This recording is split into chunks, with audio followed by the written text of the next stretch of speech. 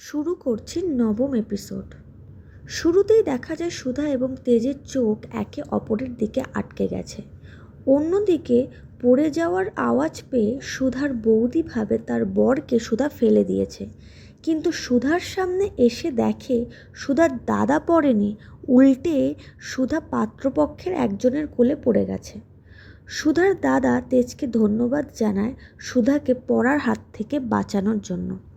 এইদিকে দোয়েল এসে তেজকে বলে, কিছু মনে করবেন না, আজকালকার মেয়েরা বড়লোক ছেলে দেখলেই গায়ে ঢলে পড়ে, আপনি আমার সাথে আসুন। এই বলে হাত ধরে টানলে তেজ হাত ছাড়িয়ে বলে, আমি একা যেতে পারবো।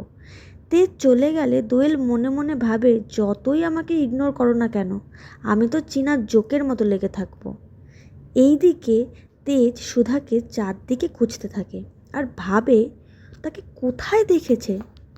এইদিকে কোয়েলের গায়ে হলুদ শুরু হয়। তরিতা মানে অনিমেষের বউ কোয়েলকে হলুদ মাখায়, তারপর তেজকে মাখাতে যায়, কারণ বিয়ের হলুদ মাখলে নাকি 1 বছরের মধ্যে বিয়ে হয়ে যায়। তেজ তখন শক্তভাবে বলে তার এইসব একদম পছন্দ না। তেজের চোখ তখন সুধাকে খুঁজছে। ওইদিকে দোয়েল কোয়েলকে তেজের ব্যাপারে জিজ্ঞাসা করলে কোয়েল জানায় তেজ বেকারি কোম্পানির মালিক। দোয়েল বলে, তাকে তো তাহলে পটাতেই হবে।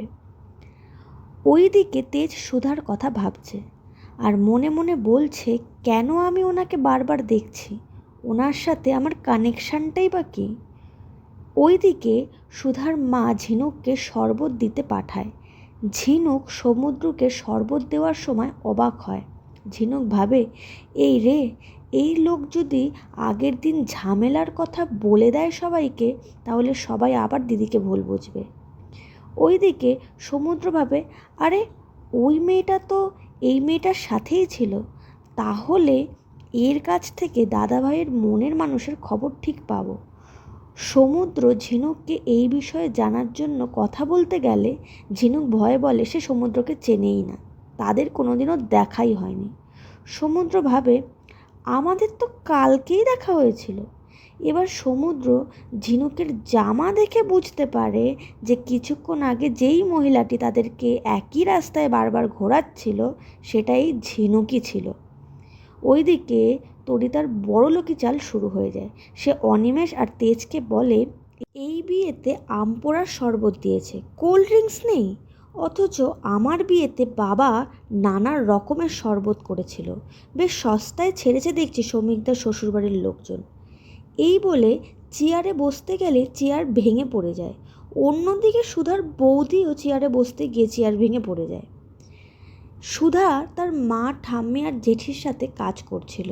সে ভাবে সে তেজকে ধন্যবাদ জানাবে তাকে বারবার বাঁচানোর জন্য। এই সময় সুধার ভাই এসে বলে বরযাত্রীর একজন চেয়ার ভেঙে পড়ে গেছে।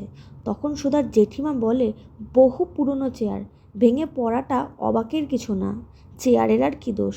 সুধা ভাবে এমন কিছু করতে হবে যেন কেউ চেয়ারেই না বসে, কিন্তু তা কিভাবে সম্ভব। সুধার মাথায় একটা বুদ্ধি আসে। এইদিকে তরিতার নাকি কান্না তো শুরু হয়ে যায়। সে যাতা বলতে থাকে। সে তেজকে বলে, এরপরেও তুমি চুপ করে থাকবে। তেজ এবার কিছু বলতে গেলে সুধাকে দেখে চুপ হয়ে যায়। সুধা সব মেয়েদের নিয়ে নাচ করলে সবাই তাতে অংশগ্রহণ করে, আর বসার কথা কারোরই মনে থাকে না।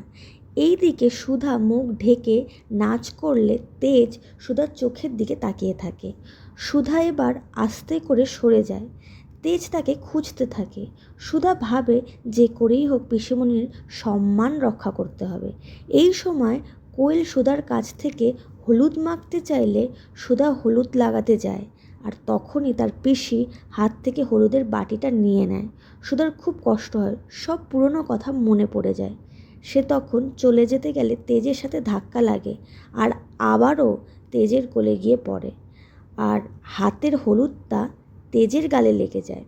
সুধা লজ্জিত হয়ে তেজের কাছে ক্ষমা চায়। সে বলে সে ইচ্ছাকৃত করেনি এবং চোখের উপর দিয়ে চুল সরাতে গিয়ে সুধার নিজের গালেও হলুদ লেগে যায়। তেজ বলে, আপনি ইচ্ছাকৃত কাজটা করেননি, তাই আপনার কোনো দোষ নেই এতে। সুধা তার আঁচল দিয়ে তেজের গাল মুছতে গেলে তেজ সুধাকে রুমাল দেয়, আর এই ঘটনাটি দূর থেকে দোয়েল দেখে। দোয়েল সুধাকে টেনে এনে যাতা কথা বলে। সে বলে, এখনও তোর বিয়ের শখ মেটেনি? নিজের গায়ে হলুদ মেখেছিস? বড়লোক ছেলে দেখলেই ঢলে পড়তে ইচ্ছা করে, তাই না? যেমন সার্থক দাকে পটিয়েছিলি। এই ছেলেটাকে আমার পছন্দ, তাই একদমই ধারে কাছে ঘেঁষবি না। তোর লজ্জা করে না রে? পিসিমণি তোকে বিয়ের মতো শুভ অনুষ্ঠানে থাকতে বারণ করেছিল, তবুও তুই থাকছিস। তোর ডিভোর্সের পরেও বিয়ে করার শখ মেটেনি? সুধা বলে, এই সব কথা বলতে না, সে এক্ষুনি চলে যাবে। তবে এই সব কথা বলে দোয়েল নিজেকেই ছোট করছে। এই বলে কাঁদতে কাঁদতে সে চলে যায়। অন্যদিকে তেজের বাড়িতে তেজের ঠাম্মি তেজের মাকে বলে, তার ভাইপোর বিয়ে বলে কি ঘরে কোনো রান্নাবান্না হবে না? তেজের মা বলে সে এক্ষুনি খেতে দিচ্ছে। তখন তার ঠাম্মি চিৎকার করে বলে, তার আজ এত দেরি হলো কেন? তখন তেজের মা অনুরোধ করে যে তার আজ দাদার ছেলের বিয়ে, সে কি একটু আগে যেতে পারে? তখন তেজের ঠাম্মি জোরে বলে যে এই বিয়েটা বসু মল্লিক বাড়ির বিয়ে নয়, তাই যাদের বাড়ির বিয়ে তাদের বাড়ির বউরা কাজ করবে। আর তেজের মা তখনই যাবে যখন তেজের বাবা এবং তেজের শাশুড়ি যাবেন তখন। এই বলে সে চলে যায়। তখন তেজের মা কাঁদতে থাকে। তেজের কাকিমণি তখন তেজের মাকে সামলায়। অন্যদিকে তরিতা বাড়িতে ফিরে এসে তার ঠাম্মি শাশুড়ির কান ভাঙায়। সে বলে, পাত্রীপক্ষের আপ্যায়নের কি ছিরি, এবং নানা যাতা কথা বলে। এমনকি পাত্রীপক্ষকে ভিখারিও বলতে এক মুহূর্ত ভাবে না। এই কথা শুনে তেজের ঠাম্মি রেগে যায় এবং চিৎকার করে ওঠে। সেই সময় তরিতা ক্ষমা চায়। ডাক্তার তরিতাকে কিছু ওষুধ দেয় যাতে তার কোমরের যন্ত্রণাটা একটু কমে। তেজের মা শমীকের শ্বশুরবাড়ির হয়ে সবার কাছে ক্ষমা চায়, কিন্তু এখানে দেখা যায় তেজের বাবা রাগ করে বলে যে সে যাবে না এই বিয়েতে, এবং বলে যে শমীকের বউয়ের জন্য যে 1,00,000 টাকার গয়নাটা আনা হয়েছে সেটাও সে দেবে না। এই সময় সমুদ্র আলাদাভাবে তার ঠাম্মিকে জানায় যে তেজের মনের মানুষ এই বিয়ে বাড়িতেই রয়েছে। তখন তার ঠাম্মি বলে যে তার দাদু ভাইয়ের জন্য সে সব জায়গায় যেতে পারে, আর বড় বৌমার বাপের বাড়ি তো কোন ছাড়, সেখানে সে যেতেই পারে।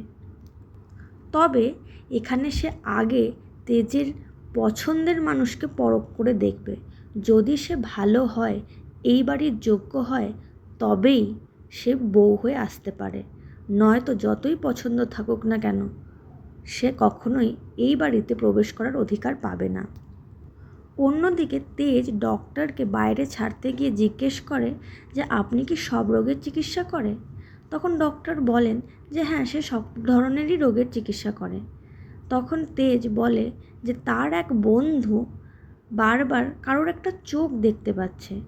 সেই কথা শুনে ডক্টর বলে, ই বাবা, এ তো মানসিক সমস্যা হয়েছে। তবে তার এই কথা শুনে তেজ বলে, কি, থাক থাক, আপনাকে আর এই বিষয়ে চিকিৎসা করতে হবে না।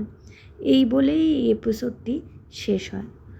পরবর্তী এপিসোড আপনাদের সামনে খুব শিগগিরই তুলে ধরব। ততক্ষণ আমার চ্যানেলটিকে অবশ্যই সাপোর্ট করবেন। ধন্যবাদ।